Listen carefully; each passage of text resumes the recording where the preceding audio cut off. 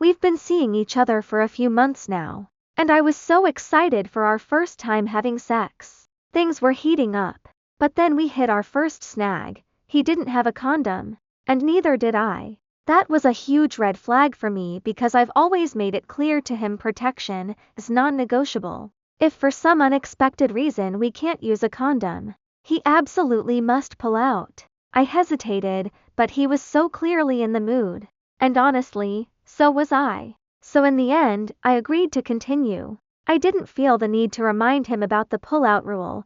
I just assumed he knew what he had to do. The betrayal. We were intimate, and everything seemed fine until the very end. Right after his climax, he practically bolted out of the bed, trying to leave the room. I was confused and stopped him, asking what he was doing and where he had finished. He quickly claimed he needed to clean up and that he had finished in his hands. I didn't believe him for a second. His whole manner was frantic and weird. Show me, I demanded. His hand was empty.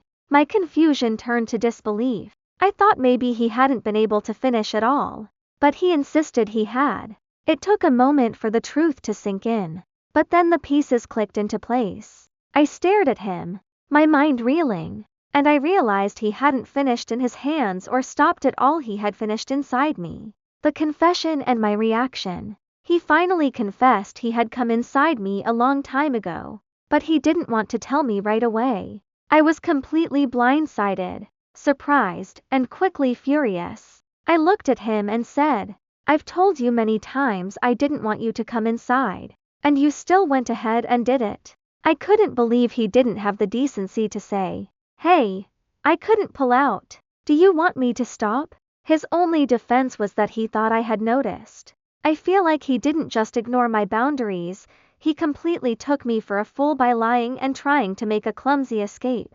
We're chatting now like nothing happened, but I'm absolutely raging inside. I was so shocked in the moment that I didn't say anything, and now I deeply regret not giving him hell for it right then and there. I need to have a serious conversation with him immediately. This wasn't just a mistake, it was a violation of a critical boundary regarding my body, my health, and my safety. I need to know why he thinks my firm no-I boundaries about his semen being inside my body is optional. I must talk to him to ensure he never does this to me again. And that starts with being clear that this act, and the subsequent lies, have completely damaged my trust in him.